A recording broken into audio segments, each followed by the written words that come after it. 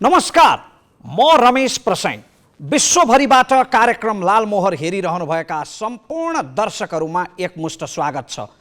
नेपालका राजनैतिक दलहरूका कतिपय क्रियाकलाप हेर्दा यी ठुला राजनैतिक दलका शीर्षस्थ नेताहरूलाई ध्रुवे हात्तीसँग तुलना गर्न मन लाग्छ, किनकि यिनीहरू आफूलाई अनुकूल पर्दा जेसुकै पनि भत्काइदिन सक्छन्, जेसुकै पनि मासिदिन सक्छन्। अझ भाषा मिलाएर शब्दका बुट्टा भरेर त्यसलाई कति मिठो गरी जस्टिफाई पनि गर्ने दुष्प्रयास गर्छन्। हालसालै देउबा सरकारले रेशमलाल चौधरी लगायतका कैदी बन्दीहरूलाई आम माफी दिने आशयको अध्यादेश ल्याएपछि यसको चौतर्फी विरोध भइरहेको छ। हुन त सत्ता गठबन्धनका नेताहरू हामीले शान्तिका लागि, राष्ट्रको एकताका लागि यो गरेका हौँ भन्ने तर्क गरिरहेका छन्। तर यदि शान्तिका लागि र राष्ट्रको एकताका लागि नै यो अध्यादेश ल्याइएको भए चुनावको नतिजा किन पर्खिरहनु पर्थ्यो र? तथ्य त स्पष्टै छ। नागरिक उन्मुक्ति पार्टीले कैलाली लगायतका क्षेत्रमा चुनावमा प्राप्त गरेको सफलतापछि सरकार बनाउन, बहुमत पुर्याउन नागरिक उन्मुक्ति पार्टीका सांसदहरूको समर्थन, रेशम चौधरीद्वारा स्थापित पार्टीको समर्थन अनिवार्य भएपछि त्यसैको लोभमा यो अध्यादेश ल्याइयो। अझ यसको आलोचनाका अरू पक्षहरू पनि छन्, जस्तो जननिर्वाचित संसद बस्न लागेको बेला, केही दिनमै संसद बस्ने अवस्थामा एउटा चुनावी काम चलाउ सरकारले यो अध्यादेश ल्याउन हुन्थ्यो। यसमा शक्ति प्रदर्शन र आफ्नो सरकारका लागि स्पष्ट बहुमत पुर्याउने स्वार्थी उद्देश्य बाहेक अर्को के हुन सक्छ र? अर्को, अदालतले फैसला गरेका र विचाराधीन मुद्दाहरूमा यसरी सरकारले हस्तक्षेप गर्न मिल्थ्यो? हुन त यसरी अदालतमा विचाराधीन रहेका मुद्दा फिर्ता लिइएको यो पहिलो पटक चाहिँ होइन। यस्ता नजिरहरू प्रशस्तै भेटिन्छ। तैपनि यस अध्यादेशको चौतर्फी विरोध भइरहेको छ। तर यी आलोचनाहरू भइरहँदा फेरि रेशमलाल चौधरीको सन्दर्भमा अर्को एउटा तर्क पनि लागू हुन्छ।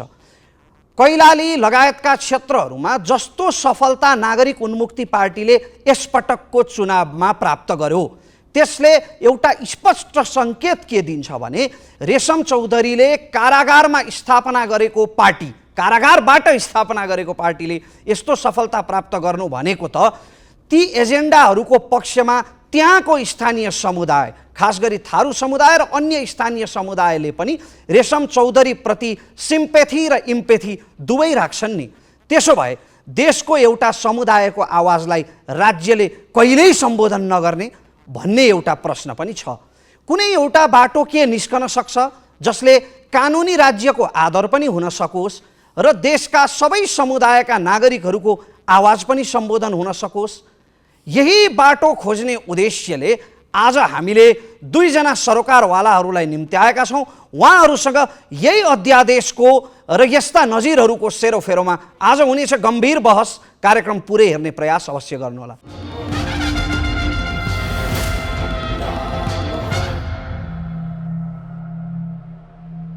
आदरणीय दर्शकवृन्द, फेरि पनि स्वागत छ कार्यक्रम लालमोहरमा। आज हामीसँग अतिथिको रूपमा कैलाली क्षेत्र नम्बर 2बाट नागरिक उन्मुक्ति पार्टीका निर्वाचित सांसद अरुण चौधरी हुनुहुन्छ। उहाँलाई स्वागत गरौँ। सर, यहाँलाई स्वागत छ। धन्यवाद। यसै गरी हामीसँग वरिष्ठ अधिवक्ता बालकृष्ण नेउपाने अतिथिको रूपमा हुनुहुन्छ। यहाँलाई पनि स्वागत छ। नमस्कार, धन्यवाद। यसै गरी हामीसँग सहभागीको रूपमा अमृत साइन्स क्याम्पसका विद्यार्थीहरू हुनुहुन्छ। उहाँहरूलाई पनि स्वागत गर्न चाहन्छु। र आजको संवाद प्रारम्भ गर्नुभन्दा अघि यो अध्यादेश र यससँग जोडिएका समग्र पक्षहरूलाई समेटेर हाम्रो टिमले तयार गरेको यो रिपोर्ट अबको क्रममा प्रस्तुत गर्दैछौँ। कानुनी राज्यको खिल्ली उडाउँदै देउबा सरकार, सत्ताको अङ्क गणित मिलाउन अध्यादेशको निरन्तर दुरुपयोग, दल फुटाएर सरकार बनाउन अध्यादेश जारी गरेको शेरबहादुर देउबा नेतृत्वको सरकारले पुनः सरकार निर्माणका लागि अत्यन्तै विवादास्पद अध्यादेश जारी गर्ने निर्णय गरेको छ। प्रतिनिधि सभामा 4 सिट जितेको नागरिक उन्मुक्ति पार्टीलाई समेटेर आफ्नो बहुमत पुर्याउने उद्देश्यले देउबा सरकारले अध्यादेश जारी गर्ने निर्णय गरेको हो।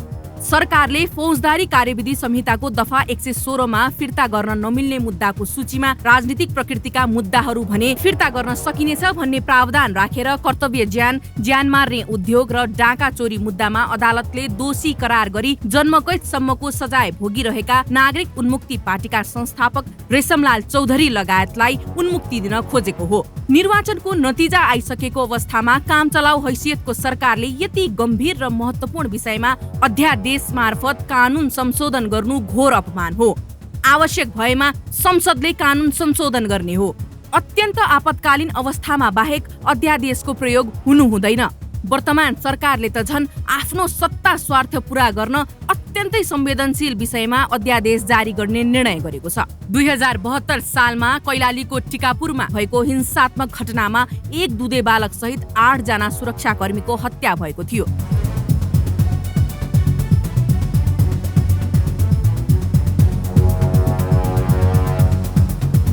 सोही अभियोगमा रेशमलाल चौधरी सहितका 58 जना विरुद्ध कर्तव्य ज्यान मार्ने उद्योग र डाका चोरी लगायतको मुद्दा दर्ता भयो। ती मध्ये रेशमलाल चौधरी लगायत अन्य 11 जनालाई जिल्ला अदालत कैलालीले जन्मकैदको फैसला सुनाएको थियो।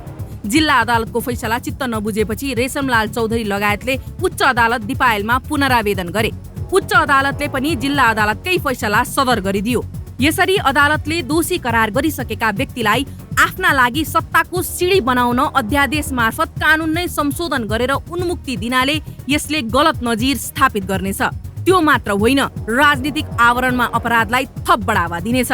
राजनीति गर्नेले जस्तो सुकै अपराध गरे पनि उन्मुक्ति पाउन सकिन्छ भन्ने दृष्टान्त यो कदम बन्नेछ। कानुनी राज्यमा राजनीतिक आन्दोलनकै क्रममा पनि जघन्य खालका अपराध भएमा त्यसलाई राजनीतिक बर्को ओढाएर उन्मुक्ति दिनु हुँदैन। रेशमलाल चौधरीलाई पनि अदालतले राजनीतिक घटनाका लागि नभएर व्यक्ति हत्याको मुद्दामा दोषी करार गरेको हो।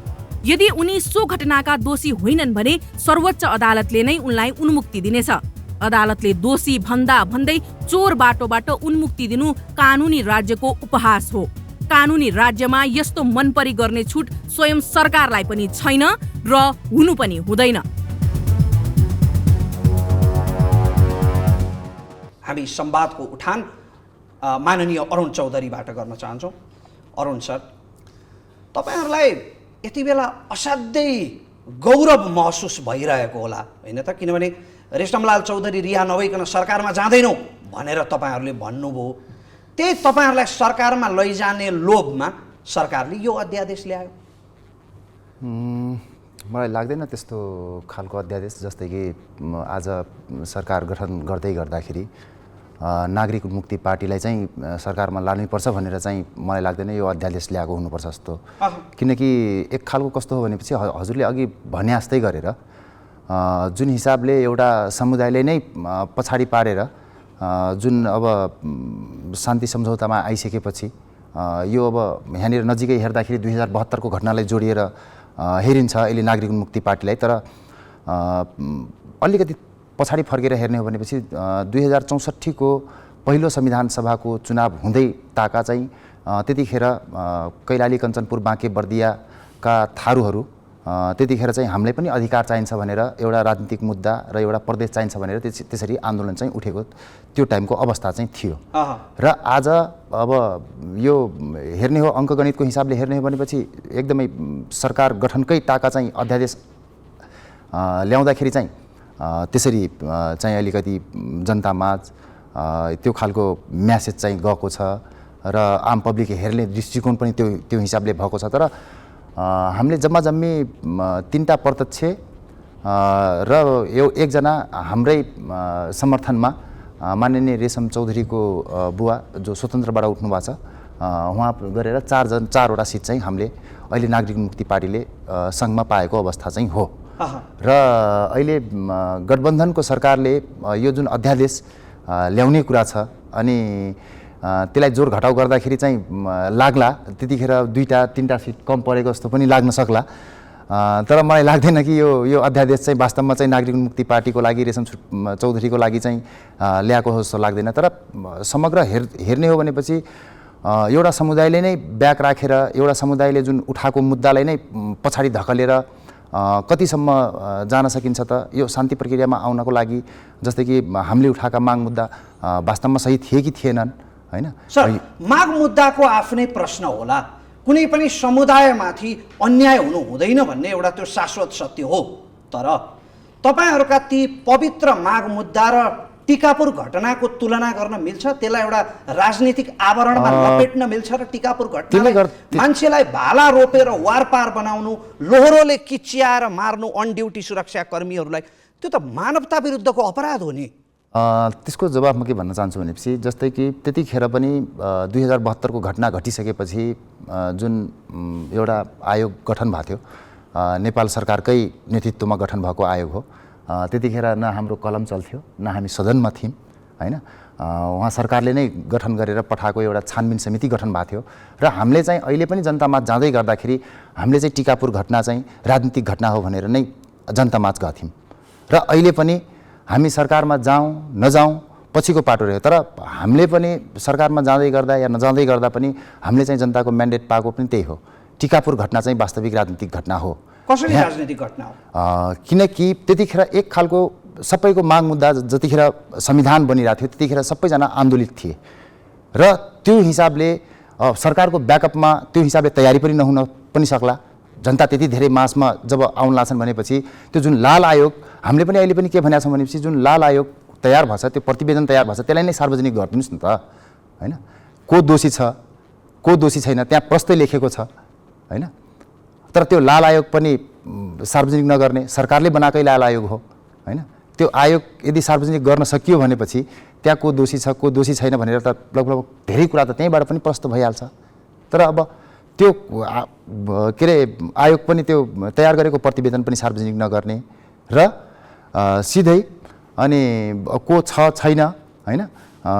विभिन्न खालका अब यो मिडियाका हिसाबले होस् या कति छानबिन समितिले कुन खालको काम गरेको थियो त्यो हिसाबले हेर्ने हो भनेपछि अब कसरी चाहिँ मुद्दालाई बङ्ग्याइयो, कसरी हाम्रा जुन राजबन्दीहरू हुनुहुन्छ जो अहिले पनि 108-9 जनामा मुद्दा लागेको छ, त्यतिखेर उहाँहरू हुनुहुन्थ्यो हुनुहुन्थेन, होइन?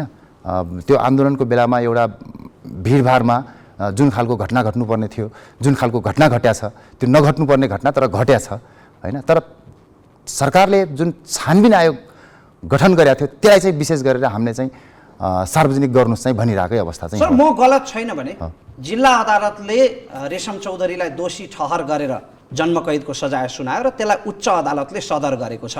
सरकारी अभियोग पत्र अनुसार लक्ष्मणलाल चौधरी लगायतका 25 जनाले त्यो घटनाका योजनाकार रेशम चौधरी नै थिए भनेर बयान दिएका छन्। यी सबै बयान, फैसला, छानबिन हावाको तालमा भए त? त्यतिखेरको अवस्थामा जस्तै कि जुन 25 जनाको नाम लिनुभयो उहाँहरू पनि अहिले सायद मलाई लाग्छ के अरे लिस्टमै हुनुहुन्छ, होइन?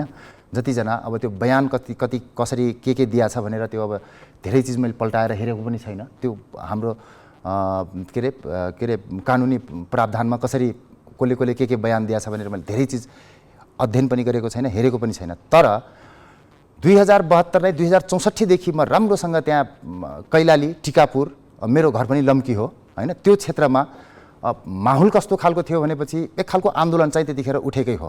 तर जुन काठमाडौँबाट हेर्ने जुन दृष्टिकोण हो त्यो चाहिँ नजरिया चाहिँ फरक हो। त्यति आश पनि गरेका थिएनन् होला। जुन खालको जुन टिकापुर घटनालाई जोडेर अहिले पनि यो अध्यादेशको कुरा ल्याइएको छ, मलाई लाग्छ यो रेशम चौधरीको लागि मात्रै ल्याएको होइन कि यो जुन शान्ति प्रक्रियामा जति पनि अब राजनीतिक दलहरू आउन खोजिरहेछन्, जुन राष्ट्रिय राजनीतिक उसमा आउन खोजिरहेछन्, त्यसको लागि पनि ल्याइएको जस्तो मलाई लागिरहेछ यो अध्यादेशको विषयमा चाहिँ, होइन?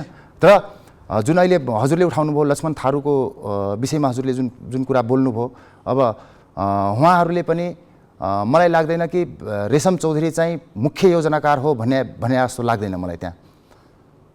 किनकि उहाँ त्यतिखेर मलाई लाग्छ 2072 असारको 7 गते मलाई लाग्छ उहाँ चाहिँ कैलालीमा हुनुहुन्थेन जस्तो लागिरहेछ त्यतिखेर।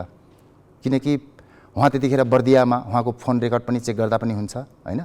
तर अब उहाँलाई पनि एउटा अभियोग लगाएर उहाँ चाहिँ बिल्कुल एकदमै संलग्नै हुनुहुन्छ भनेर अहिले पनि पूर्वपक्ष उसमा राखेको छ। त्यसको लागि नै हो हामीले अहिले पनि सर्वोच्चमा हालिरहेछौँ, रिट हालिरहेछौँ। बालकृष्ण सर, जसरी यो अध्यादेश आयो देउबा सरकारले यो मुलुकमा हामीभन्दा शक्तिशाली कोही छैन भन्ने सम्राटको जस्तो असाध्यै दम्बी अटेरी गैर न्यायिक चरित्र प्रदर्शन गर्यो भन्ने टिप्पणी भइरहेको छ। एउटा अधिवक्ताको आँखाबाट तपाईँ के देख्नुहुन्छ? अब यो के हो भने संविधानमा संसद नभएको बेला तत्काल केही गर्नुपर्ने अवस्था आयो भने अध्यादेश जारी हुन्छ। अब अहिले यो अध्यादेशका पछाडि उहाँहरूले कारण के भन्नुभयो भने केही समूहहरू जो यो राजनीतिबाट केही उनीहरूका माग थिए तिनीहरूलाई मूलधारमा ल्याउनका लागि केही मुद्दाहरू फिर्ता लिनु पर्यो, उहाँहरूलाई राजनीतिमा सहभागी गराउन।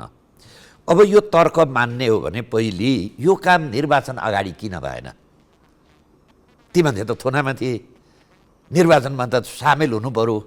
अब अहिले एउटा एक कल्पना गरौँ, नेपाली काङ्ग्रेसले बहुमत ल्याएको भए उहाँहरूका उन्मुक्ति पार्टी अथवा चाहिँ तपाईँको सिके राउतको पार्टीलाई यो बिहान बेलुकै लगेर चाहिँ चाकडी गरेर ल मलाई समर्थन गरिदेऊ भन्ने उहाँहरूको पहिलो शर्त के भन्ने भने हाम्रा थुनामा परेका मान्छेलाई छोडिदेऊ भन्ने यो कुरो आउँथ्यो?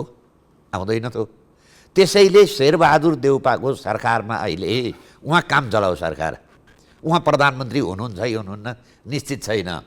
उहाँका आधी दर्जन मान्छे चुनाव हारेका छन्। त्यो चुनाव हारेका मन्त्रीले राजीनामा दिँदैनन्, आफू काम चलाउँछ। त्यो मानिसले आफू प्रधानमन्त्री हुनका लागि राज्यले चलाएको मुद्दा आफैले अपराधी भनेर मुद्दा चलायो। त्यही अपराधी भनेर चलाएका मुद्दालाई चाहिँ आफूलाई समर्थन गर्ने नाममा मुद्दा फिर्ता लिनु। फेरि कस्ता प्रधानमन्त्री त भन्दा हिजो अर्को सरकारले अध्यादेश जारी गर्दा चाहिँ उहाँ अध्यादेश भनेको त जारी नै गर्नु हुँदैन भनेर सडकमै आउने प्रधानमन्त्री वक्तव्य जारी गर्नुभयो। अब अहिले उहाँले आफ्नो फाइदाका लागि है, राज्यको फाइदाका लागि होइन, उहाँले त यो देशमा अख्तियारको दुरुपयोग भन्ने कुनै अड्डा भयो भने यो परपर अख्तियारको दुरुपयोग हो।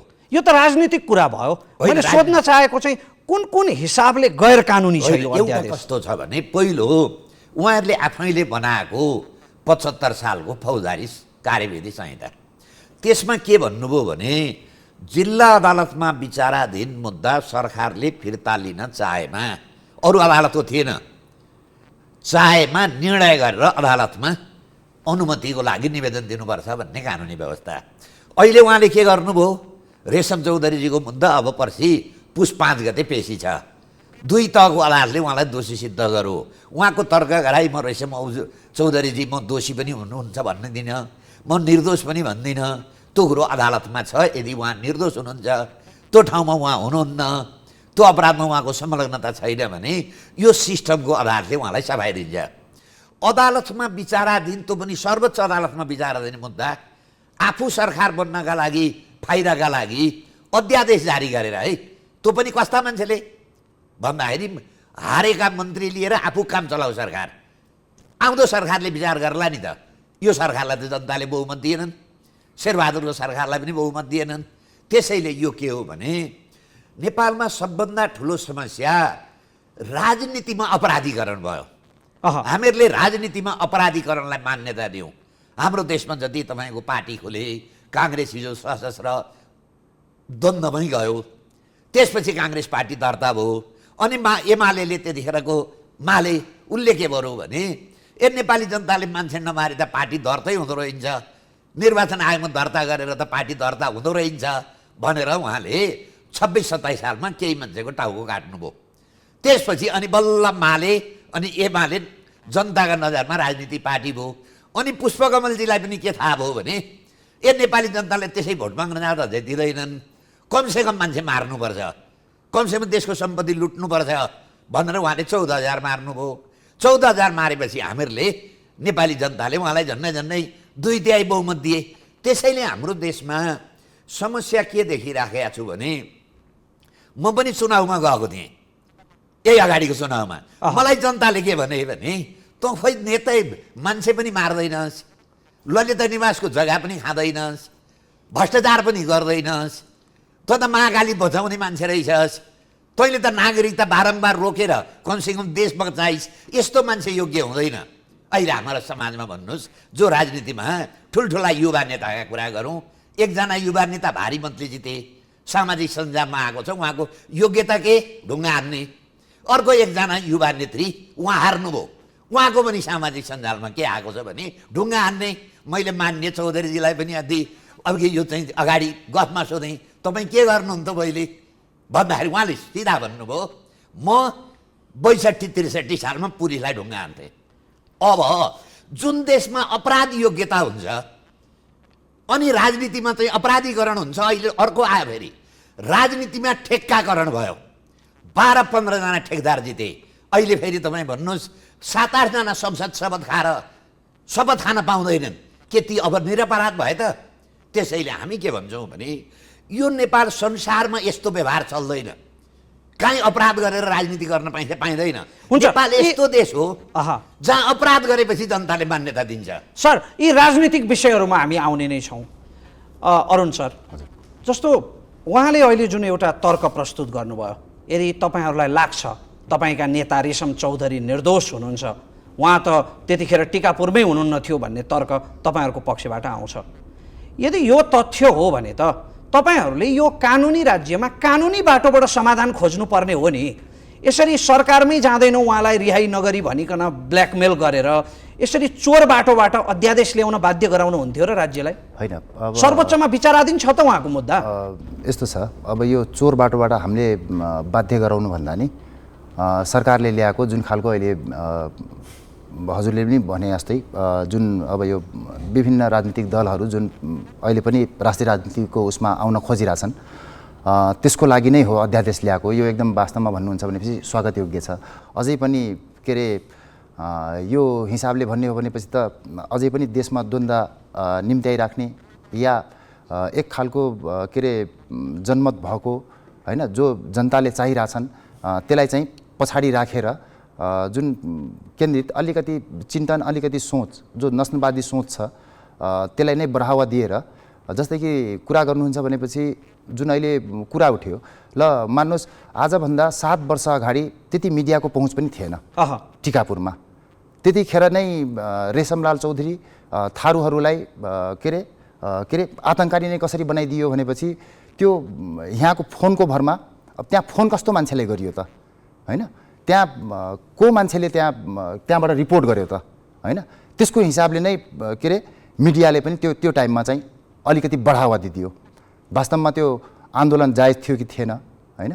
2051 देखि जस्तै कि सशस्त्र द्वन्द्व सुरु भयो होइन, त्यसपछि 2064 मा आएर थारूहरू पनि ल ठिक छ, जब देशमा संविधान बन्न लाग्छ भनेपछि हामीले चाहिँ अधिकार पाउनुपर्छ भनेर जब आन्दोलित हुँदै गर्दाखेरि त्यो हेर्ने दृष्टिकोण नै अलिकति फरक हिसाबले चाहिँ त्यसरी आयो। आन्दोलनको विषयमा मेरो प्रश्न नै होइन, मैले सोधेको सरकारले किन अध्यादेश ल्यायो भनेर पनि सोधेको होइन, त्यो त पहिल्यै सोधिसकेँ। मैले सोध्न चाहेको चाहिँ जस्तो तपाईँहरूलाई यो देशको कानुनी राज्यमाथि विश्वास छैन? तपाईँ पनि त यो देशको एउटा निर्वाचित सांसद हो नि, अहिले त लेजिस्लेटिभ बडीको मान्छे हो तपाईँ भनेपछि तपाईँ र तपाईँहरूलाई यो देशको कानुनी राज्यमाथि विश्वास छैन? यदि विश्वास भएको भए तपाईँहरूले सर्वोच्च अदालतबाट फैसला आउन्जेल किन नपर्खिनु भएको त? किन यसरी ब्ल्याकमेल गर्नुभएको रेशमलाल चौधरीलाई नछोडी सरकारमा जाँदैन? हामीले चाहिँ ब्ल्याकमेल गरेको छैनौँ, तर सरकारले चाहिँ के गरेछ भनेपछि ल एउटा शक्ति जुन वास्तवमा चाहिँ के अरे जुन खालको उदयमान हुन लाग्छ अहिले, त्यो शक्तिलाई बाहिर राखेर सरकार बनाउँदै गर्दाखेरि, या नभन्नुहोस् कि अहिले यो गठबन्धनकै सरकारमा जानुपर्छ भन्ने पनि होइन, हामी सायद सरकारमा नजान पनि सकौँला होइन, एमालेको सरकारमा जानुपर्छ भन्ने पनि होइन त्यतिखेर। तर एउटा म्यान्डेट दिएर त हामीलाई जनताले पठाएछन् नि त, हामीले मत पनि त्यही हिसाबले मागेका छौँ नि त। जस्तै कि तर हामीले त त्यो कुरा त राख्न पाउनु पऱ्यो नि त। हामीले त्यसरी सरकारसँग वार्ता गरेर अहिले पनि सरकारसँग टेबल टक गरेर हामी सरकारमा तपाईँ अध्यादेश ल्याउनुहोस् अनि बल्ल हामी चाहिँ सरकारमा जान्छौँ भनेर पनि भनेका छैनौँ। त्यसो भए सर, तपाईँ एउटा आधिकारिक व्यक्ति हुनुहुन्छ, पार्टीको निर्वाचित सांसद हुनुहुन्छ, राष्ट्रपति कार्यालयका कतिपय कर्मचारीहरूले, कतिपय पदाधिकारीहरूले चाहिँ यो अध्यादेश राष्ट्रपतिबाट फिर्ता हुन्छ भन्ने आशयको अभिव्यक्ति दिएका समाचारहरू पनि आइरहेका छन्। यदि यो अध्यादेश राष्ट्रपतिबाट प्रमाणीकरण भएन भने, पारित भएन भने, रेशमलाल चौधरीलाई रिहा गरिएन भने के तपाईँहरू सरकारमा जानुहुन्छ त? यस्तो छ, त्यो आधिकारिक रूपमा अब कुनै पनि अब लेखेर कुनै कुनै पनि ठाउँमा आएको चाहिँ अवस्था चाहिँ होइन। त्यो अब कुनै अब नर्मल अब मानौँ न एउटा हाइपोथेटिकल कुरा गरौँ। अब यो अध्यादेश अस्वीकृत भयो, रेशमलाल चौधरी छुटेनन् भने तपाईँहरूको पार्टी नागरिक उन्मुक्ति पार्टी सरकारमा जान्छ कि जाँदैन? नै, अब यो सरकारमा जान्छ कि जाँदैन भन्ने कुरा त पछि पार्टीले नै निर्णय गर्ला होइन। त्यतिखेर पार्टीले नै निर्णय गर्ला अब यो यही सरकार हुने हो कि अर्को सरकार हुने हो। तर हाम्रो माग मुद्दालाई जसले साथ सपोर्ट र समर्थन गर्छ, वास्तवमा टिकापुर घटना चाहिँ राजनीतिक घटना हो भनेर जसले सपोर्ट गर्छ, हामीले चाहिँ त्यसलाई चाहिँ हामीले साथ समर्थन र सपोर्ट चाहिँ गर्छौँ।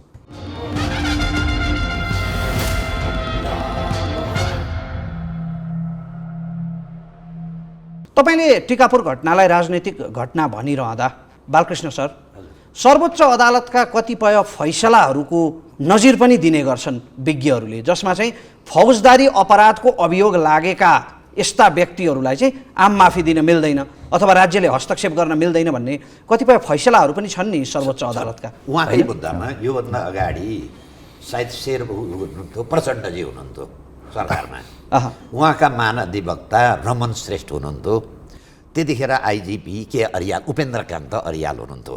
रेशम चौधरीकै मुद्दामा उहाँलाई माफी दिने प्रक्रिया सुरु भयो। सुरु हुँदाखेरि महाधिवक्ताले मानेनन्, प्रहरीको चिफले मानेनन्, त्यसपछि सर्वोच्च अदालतमा मुद्दा पर्यो। सर्वोच्च अदालतले यो मान्छेलाई माफी नदिनु भनेर अन्तरिम आदेश जारी गर्यो र अहिले यो अध्यादेशको विषयमा पनि सायद हिजो मुद्दा दर्ता भएको हुनुपर्छ, एउटा अदालतले फैसला गर्ला। र अर्को आम रूपमा धेरै यो दुरुपयोग भएको कारणले प्रधान न्यायाधीश, तत्कालीन प्रधान न्यायाधीश विश्वनाथ उपाध्यायले पहिले चाहिँ के चलन थियो भने अनि सरकारले निर्णय गरेपछि अदालतले सट्ट फिर्ता गरिदिइहाल्ने, पछि नजिर केही स्थापना भयो भने अदालतसित मन्जुरी लिनुपर्छ, मन्जुरी लिँदा दोहोरो बहस हुनुपर्छ। जे राजनीति आधार र कारणबाट मुद्दा फिर्ता हुन्छ भनिएको छ त्यो राजनीति आधार र कारण मिसिलबाट देखिन्छ कि देखिँदैन। धेरैवटा मुद्दा सरकारले फिर्ता माग्दा माग्दै पनि अदालतले फिर्ता नदिएका उदाहरण छन्। र धेरै अगाडि 46 सालतिर त यहाँ बहुविवाह मुद्दा पनि राजनीतिक कारणले फिर्ता भए। भरत गुरुङका तपाईँको चाहिँ यो लागु औषधि मुद्दा पनि कभर राजनीतिमा गरियो, ठुलो पैसाको लेनदेन भएर यो ठमेलको तपाईँको त्यो अहिले हिमालय कर्मचारी सञ्चय कोषभन्दा अगाडि पहिले अध्यागमन विभाग भएको घर थियो, सुन्दैछु त्यो घर पनि व्यक्तिलाई छोडियो कारणले। मैले रोक्न चाहेँ, तपाईँले गजब विषय ल्याउनुभयो। जस्तो राजनीतिक प्रकृतिका मुद्दाहरूलाई आम माफी दिने भनेर लेखिएको छ होइन त यो अध्यादेशमा? होइन, अध्यादेशमा त्यसको भनेको छैन। उहाँले के भन्नुहुन्छ भने कारण यो हुन्छ नि कुनै पनि तहमा का अदालतमा अहिले संशोधन कति मात्रै गरेको हो भने जिल्ला अदालतमा मात्रै विचाराधीन मुद्दालाई फिर्ता माग्न सक्ने कानुनमा जुनसुकै अदालतमा दर्ता भएको मुद्दा पनि फिर्ता हुन सक्ने छ। त्यति तपाईँको भनेपछि को छुट्न सक्छन् त यो अध्यादेशमा? अब अहिले रेशम चौधरीको मात्रै कुरा राजनीतिक कारण भनेर जे मुद्दा हालिदिए पनि भयो। जस्तो अहिले भन्नुहोस् 4-5 जना माननीय भ्रष्टाचारमा ठहरेका र मुद्दा चल्दैका मान्छे पनि जितेका छन्। अब उहाँ मान्यजीले भने बमोजिम जनताले भोट हाल्ने बित्तिकै अब उहाँ चाहिँ चोखो भनिदिने हो भने त्यो भ्रष्टाचार पनि राजनीतिमा हालिदियो भने, र यो त कस्तो भयो भने राजनीतिको जुन तपाईँको अपराधीकरण छ नि, यो त कस्तो भयो भने उही हाम्रो इन्डियन एयरलाइन्स लगेर अफगानिस्तानमा अपहरण गरेर ल मेरा फलाना मान्छे जेलमा छन्, त्यो मान्छे छोड्छौ भने चाहिँ यो प्लेन चाहिँ हामी ध्वस्त गर्दैनौँ, त्यो मान्छे छोड्दैनौँ भने यो प्लेन ध्वस्त गरिदिन्छौँ भनेर जसरी कान्दाहारमा लगेर प्लेन राखेर केही आतङ्कवादीलाई छुटाएर तालिबानले लगे, त्यो फर्मुला कति दिन चल्ने त नेपालमा?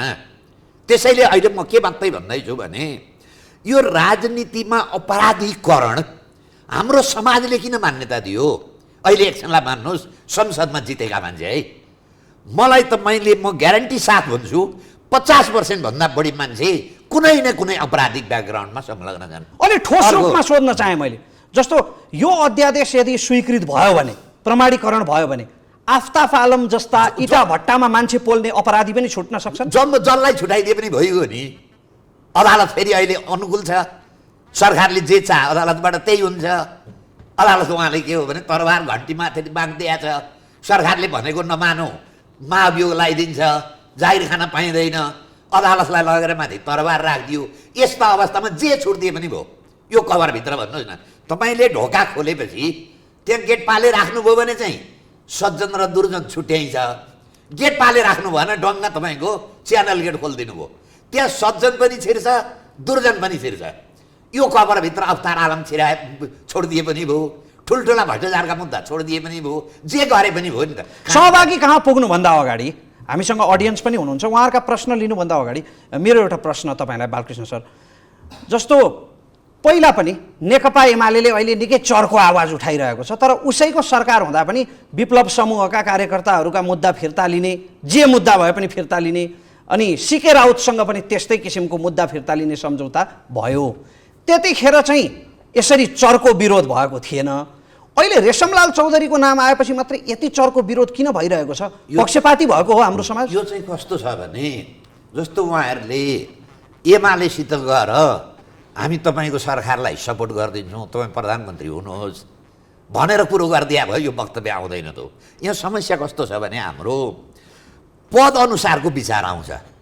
सरकारमा हुँदा त्यही कुरामा एउटा विचार आउँछ, प्रतिपक्षमा हुँदा त्यही कुरामा एकछिनलाई मानौ न, भोलि उहाँहरूको अथवा सीके राउत जो हुनुहुन्छ अथवा यी जो भ्रष्टाचारी मान्छेहरू चाहिँ चुनाव जितेर आएका छन्, ती एमालेसित गएर अब हामी हजुर तपाईँ कहाँ सपोर्ट गरिदिन्छौँ, अब तपाईँले हामीलाई छुट्याइदिनु पर्यो भने अर्कै वक्तव्य आउँछ। यहाँ अरुण सरले पनि केही थप्न खोज्दै हुनुहुन्छ यो कुरामा। जस्तै कि अब यो कुरा बोल्दै गर्दाखेरि 2077 सालमा पनि के अरे एउटा वार्ता टोली गठन भएको थियो, जतिखेर केपी शर्मा ओलीको मलाई लाग्छ सरकार चलिरहेको थियो। त्यतिखेर पनि एउटा के सम्झौता गरिएको छ भनेपछि त्यतिखेर आन्दोलनरत जस्तै कि थारू कल्याणकारिणी र थारूवान फरवर्ड सङ्घर्ष समितिसँग जुन टिकापुरको घटना जुन छ त्यसलाई चाहिँ राजनीतिक घटना के अरे हो भनेर चाहिँ त्यो चाहिँ अब कानुन संशोधन गरेर हुन्छ या के गरेर हुन्छ चाहिँ त्यसलाई चाहिँ समस्याको समाधान चाहिँ त्यसरी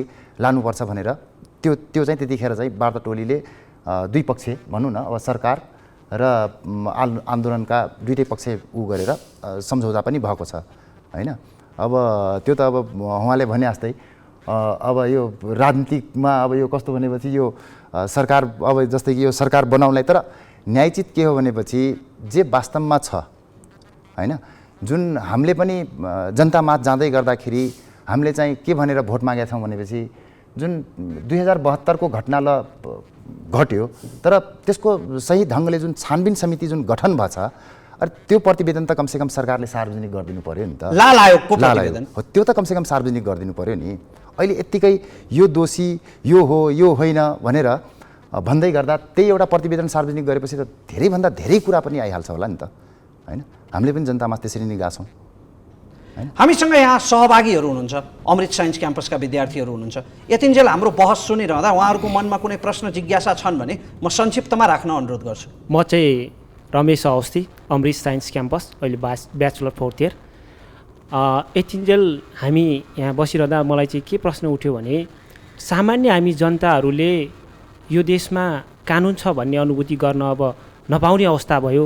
सबै घटनाहरूलाई राजनीतिक घटनामा जोडियो भने होइन, जस्तो टिकापुर घटनाकाण्डलाई उहाँले राजनीतिक घटना भन्नुभयो। एउटा सामान्य 2 वर्षको अबोध बालकको चाहिँ राजनीतिमा के सम्बन्ध जोडिएको थियो? देशको सुरक्षाका लागि खटिएका सुरक्षाकर्मीहरूमाथि अबोध तरिकाले त्यो घटना घट्नु, त्यो राजनीतिक घटना कसरी भयो? अनि अहिलेको सरकारले यो विधेयक ल्याएको छ कि कुनै समुदायको हितको लागि यदि यो राष्ट्रमा सरकारले यो काम चलाउ चुनावी यो सरकारले विधेयक ल्याउन सक्छ भने नेपाली जनताको लागि, यो नेपालको विकासका लागि साँच्चै नै कुन दिनमा चाहिँ अब हामीले विकास पाउने, कुन दिन नेपाली जनताको हित हुन्छ भन्ने प्रश्न राख्छु सर। हुन्छ अरुण सर, त्यहाँ जसरी 2 वर्षको बालकको मृत्यु भयो र जसरी सुरक्षाकर्मीहरूको त्यहाँ ज्यान गयो, यसलाई कसरी जस्टिफाई गर्न मिल्छ र? मैले अघि पनि सोधेँ तपाईँलाई यो प्रश्न, उत्तर स्पष्ट आएन। त्यो कस्तो हो भनेपछि त्यो पनि त्यतिखेरको सरकारकै दोष हो जस्तो मलाई लाग्छ। आज पनि जस्तै कि हजुरले अघि कुरा उठाउँदै गर्दा आन्दोलनमा जाँदै गर्दाखेरि एक खालको मास हुन्छ र एक खालमा अब त्यो आन्दोलनमा एक साइडपट्टि प्रहरी थियो र एक साइडपट्टि जनताहरू हामी आन्दोलनमा सर ब्यानर बोकेर पो जाने होला त, भाला बोकेर जाने होइन होला हैन। अब त्यसरी भन्दै गर्दाखेरि जस्तै कि घुसपैठ भएछ भनेर हामीले पनि भनिरहेकै अवस्था चाहिँ हो र भएको पनि होला। किनकि सुन्नुहोस्, जतिखेर प्रत्येक टाइममा प्रत्येक ठाउँमा अहिले पनि मिडिया मार्फत होस् या जुनसुकै नेताहरूले बोल्दै गर्दाखेरि हो चिरपट के अरे लाठी लिएर गयो भाला लिएर गयो भनेर थारूहरू चाहिँ आन्दोलनमा लागेथे भन्दै गर्दा चिरपट भाला अनि लाठीबाट त मलाई लाग्छ गोली त निस्किन्न होला हैन। त्यहाँ त गोली पनि चल्या छ, त्यो दुधे बालकलाई त 2 वर्षको दुधे बालकलाई गोली पनि लागेको छ। त कमसेकम त्यो जुन चिज अहिले मिडिया मार्फत आइरहेछ, जुन आम पब्लिकमा जुन देखिन्ला छ, त थारूहरूलाई यसरी दोषी बनाइरहेछ कि थारूहरू त पुरै हात हतियार सहित नै पुरै रोडमा आथे भन्ने जस्तो गरेर जुन अगाडि चाहिँ प्रस्तुत गर्न लाग्छ त्यही नै गलत छ भन्ने हो। त्यसको जवाब भनेको के हो भनेपछि एउटै कुरा जवाब छ कि त्यो जुन नेपाल सरकारले तयार पारेको जुन न त्यतिखेर हाम्रो कलम चल्या थियो, न हाम्रो कोही मान्छे मन्त्री थिए हैन, न हाम्रो कोही मान्छे प्रधानमन्त्री थियो, न त्यो छानबिन समितिमा न कोही मान्छे हाम्रो 2 या 4 जना मान्छे हाम्रो न कोही छानबिन समितिमा त्यतिखेर गएको थियो हैन। त्यो तयार पारेको प्रतिवेदन यदि तपाईँ जनतामाझ ल्याइदिनुहुन्छ भनेपछि त्यतिखेर आन्दोलनरत थारूहरू दोषी थिए कि या पहिचानको विषय मुद्दा उठाएर हामीले पनि अधिकार चाहिन्छ के अधिकार दियो या संहिताको विषयमा देश जाँदै गर्दाखेरि जतिखेर संविधान जारी हुन लाग्थ्यो त्यतिखेर ल संहितामा चाहिँ हामीले चाहिँ यति अधिकार पाउनुपर्छ भनेर जति थारूहरू आन्दोलित थिए त्यो हिसाबले यदि त्यही लाल आयोग नै सार्वजनिक गर्ने भनेपछि धेरै कुराहरू प्रष्ट हुन्छ। तपाईको आशय चाहिँ त्यहाँ अनाधिकृत घुसपैठ भयो, आन्दोलन शान्तिपूर्ण नै थियो भन्ने बुझियो। एकदम स्वाभाविक रूपमा, किनकि त्यतिखेर एउटा त्यो के अरे होर्डिङमा जुन जस्तै कि नगरपालिकाको हकमा भयो, प्रशासनको हकमा भयो, त्यो एउटा ब्यानर लेख्ने कार्यक्रम चाहिँ थियो त्यतिखेर। त्यो थरुहट प्रदेश जुन अब यो लगा हुन्छ नेपाल सरकारले लगाएको बोर्डमा चाहिँ थरुहट प्रदेश लेखेर चाहिँ आउने चाहिँ एउटा के अरे अभियान चाहिँ चल्या थियो र त्यही अनुसारले टिकापुरमा चाहिँ सम्पूर्णतिरबाट थारू बाहुल क्षेत्र हो हैन, सम्पूर्णतिरबाट त्यसरी मास चाहिँ एक ठाउँमा जम्मा हुने क्रम थियो। तर सरकारले पनि त्यो हिसाबले सायद मलाई लाग्छ तयारी गरेन कि हैन, जति मास जनता आउन लाग्छन् त्यो हिसाबले ल कसरी चाहिँ स्टेप बाई स्टेप हैन, कसरी जनताहरूलाई टिटिर बिटर पार्ने। अब त्यहाँ मास उत्रिहाल्यो 50,000 1 लाख अनि प्रहरी प्रशासन गएर 10 20 50 जना गयो भने त्यसमा त घुसपैठ भएर कि टिटर बिटर पार्न सक्नु पर्थ्यो नि त। हुन्छ चीज हो सर, अर्को प्रश्न लिन्छु यति बेला। नमस्कार, मेरो नाम चक्र सनारा, म Saraswati multiple campus BBS 4th इयरमा पढिरहेको छु। मेरो घर चाहिँ धनगढी हो। म आदरणीय दाई अरुण चौधरी माननीय दाईको कुरा सुनेर एकदमै असन्तुष्ट भएको छु। किन भन्दाखेरि 2072 सालमा जब अखण्ड सुदूरपश्चिम र थारूहटको जो आन्दोलन चलिरहेको थियो त्यतिखेर म SLC दिइरहेको थिएँ। म त्यो घटनासँग प्रत्यक्ष साक्षी छु। अनिश्चितकालीन बन्दमा पनि मैले SLC दिएर आएको हो र म के भन्न चाहन्छु भने तपाईँले भनिसकेका कुराहरू जो रेशम चौधरीले जो राजनीतिक घटना भनिराख्नु भएको तपाईँहरू जो अहिले जो अध्यादेश आएको छ, यो अध्यादेशले मेरो त्यतिखेरको बाल्य अवस्थाको मानसिक रूपमा पारेको प्रभाव र मेरो टोलको वरिपरि पुरै चौधरी पहाडी समुदाय मिलेर बसेको जो चौधरी र पहाडी समुदायको बिचमा गरेको जो द्वन्द्व छ त्यसको जवाबदेहिता को हुने? हुन्छ, अहिलेसम्म त्यो हाम्रो सम्बन्ध चिसिएको छ के, यसको जवाबदेहिता कसले हुन्छ? हुन्छ, यो प्रश्नको संक्षिप्त जवाफ लिन्छु अरुण सर। गम्भीर प्रश्न आयो यो। थारू र पहाडी समुदायको बिचमा जुन सौहार्दता थियो त्यो खलबलियो, कयौँ मानिसहरू प्रभावित भयो त्यो आन्दोलनबाट बिना कारण, जसको राज्यले गरेको अत्याचारसँग कुनै सम्बन्धै थिएन। यस्तो छ, अब 2072 तिर अलिकति म पनि जान चाहन्छु, किनकि त्यतिखेर एक खालको अखण्ड सुदूरपश्चिमले एकातिर आन्दोलन चर्काइरहेको थियो, थरुहट पक्षधरले एकातिर आन्दोलन चर्काइरहेको थियो। त्यतिखेर 10 दिनको बन्द भयो, 35 दिनको बन्द भयो हैन, कति टायर बले कति के भयो। अब भाइले भनिसक्नुभयो कि त्यतिखेर भर्खर म SLC दिएको थिएँ भनेर। त्यतिखेर त्यो अखण्ड सुदूरपश्चिमको नारा लाग्दै गर्दा यो अहिले भदौको जुन 7 गतेलाई मात्रै यहाँ एकदमै उजागर गरेर हेरिएको छ र भदौको 8 गते के भयो भन्ने कुरा मलाई लाग्छ भाइहरूले पनि बुझ्नुभयो होला, धनगढी भनिसक्नुभयो हैन, धेरै कुरा थाहा होला। तर मलाई लाग्छ जुन टिकापुरमा जुन घटना घटेको थियो त्यो नघट्नुपर्ने घटना त्यो घट्यो। तर हाम्रो माग चाहिँ के त्यतिखेर बिल्कुल त्यो नजायज नै थियो त हैन। त्यो माग जुन खालको देश जतिखेर संहितामा जान्ला थियो त्यतिखेर त्यो खालको माग के थारूहरूको नजायज नै थियो त त्यतिखेरको, होइन?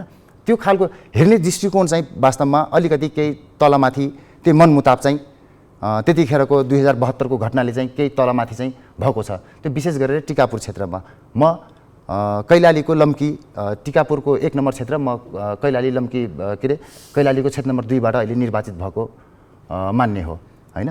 र थारू पहाडीको कुरा गर्नुभयो भनेपछि मलाई लाग्छ 2072 को घटना घटिसकेपछि भाइ सद्भाव एउटा कार्यक्रम हामीले भदौमा घटना घट्यो र थारूहरू त्यतिखेर निस्किनसक्ने अवस्था चाहिँ थिएन। प्रत्येक ठाउँबाट थारूहरू चाहिँ प्रत्येक ठाउँबाट कसरी हो कति पीडामा थिए त्यो कुरा त अब त्यो रिपोर्टले पनि भनिसक्यो होला, तर त्यो के अरे लाल आयोगले पनि भन्ला, तर त्यतिखेर अवस्था चाहिँ थिएन।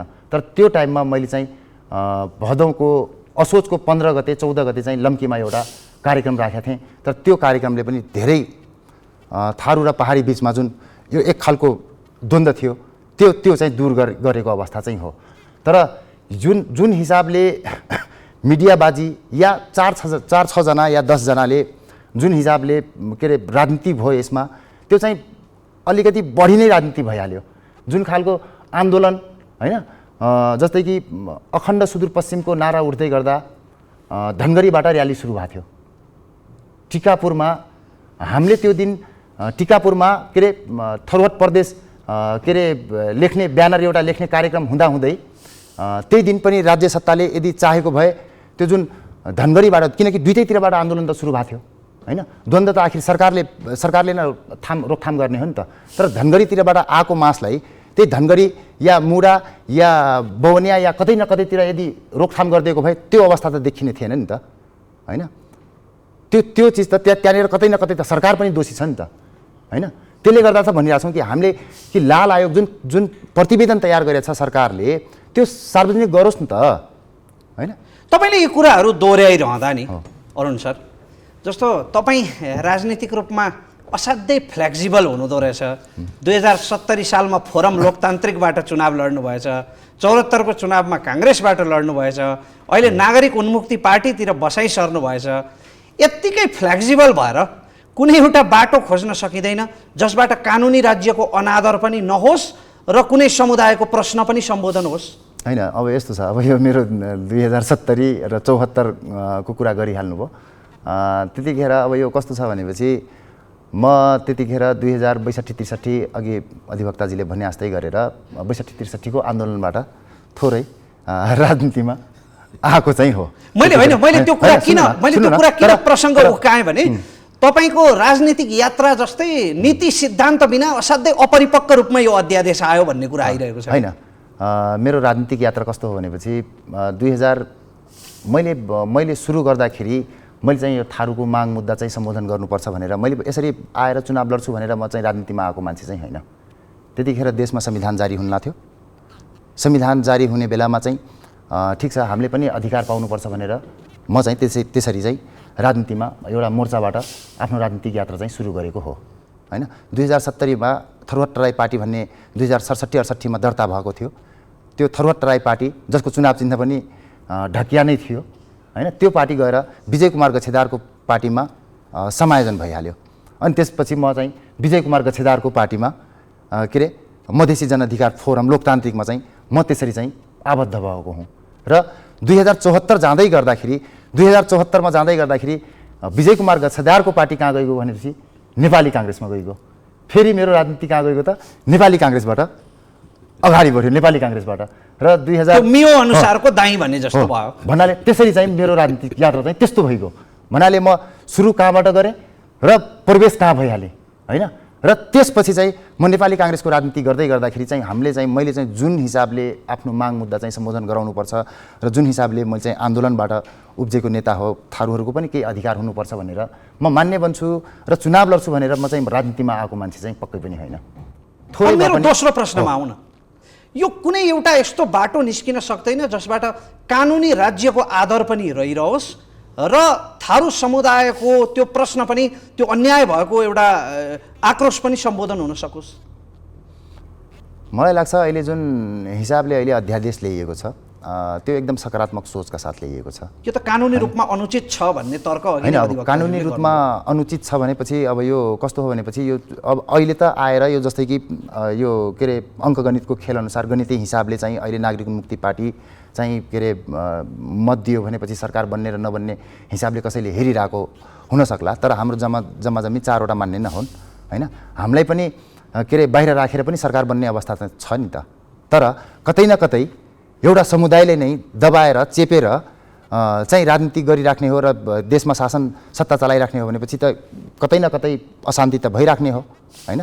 त्यसलाई सम्बोधन गरेर वास्तवमा के हो भनेपछि त्यसलाई सम्बोधन गरेर त्यसले उठाएको माग मुद्दा चाहिँ के थियो त, केही चिजमा चाहिँ सम्बोधन गरेर जस्तै कि अहिले ल्याइरहेको अध्यादेशबाट उहाँहरूलाई सम्बोधन गरेर यदि यसलाई चाहिँ निराकरण गरेर जाने हो भनेपछि, यसलाई चाहिँ सामसुम पार्ने हो भनेपछि मलाई लाग्छ यो चाहिँ एउटा विकल्पको रूपमा चाहिँ के अरे नेपाल सरकारले एकदम सकारात्मक सोचको लागि चाहिँ ल्याएको जस्तो मलाई लागिरहेछ।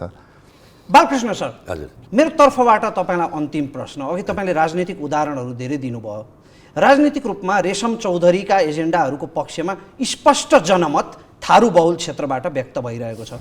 त्यो समुदाय उहाँहरू पनि त हामी जस्तै, तपाईँ र म जस्तै राज्यको नागरिक हो, सम्बोधन त राज्यले गर्नै पर्छ भनेपछि कुनै यस्तो बाटो तपाईँ देख्नुहुन्छ जसबाट कानुनी राज्यको सम्मान पनि होस् र त्यो समुदायको प्रश्न पनि सम्बोधन होस्? अब कस्तो समस्या भयो भने यो त यता झऱ्यो कुवा उता झऱ्यो खाल्डो भयो होइन, जस्तो। उहाँहरूले जस्तो 4 जना चुनाव जित्नुभयो, 20 चौको 80 लाख भोट पाउनुभयो होला मानौ न। लाख भोट पाउने मान्छेले जे भनौँ त्यही गरिदिन थाल्यो भने यो राज्य चल्छ? कति 1 लाख मात्रै हो नि यो देशमा मतदाता, 3 करोड छन् नि त। त्यसैले यो टिकापुर घटना के हो भने यहाँ एउटा यस्तो बेला आएको थियो जसले जति बढी मान्छे मारौँ त्यति ठुलो महान नेता हो रे। अनि टिकापुर घटनामा पनि 10-20 मान्छे मारुपछि म पनि सर मैले यहाँ रोक्न चाहेँ। त्यो समुदायलाई वर्षौँदेखि अझ भनौँ शताब्दीौँदेखि अन्यायमा पारिएको त हो नि त, पेलेरै जाने सर कहिले सम्बोधन नगर्ने राज्य। एकछिनलाई मेरो भनाइ, थारूहरू यी भूमिपुत्र हुन्, यो देश जोगाउने उहाँहरूको ठुलो भूमिका छ। तर समस्या के भने होइन, रेशम चौधरीलाई रिहा गराउन पहल गर्छौँ भन्ने एजेन्डा लिएर चुनाव जित्नु भएको छ।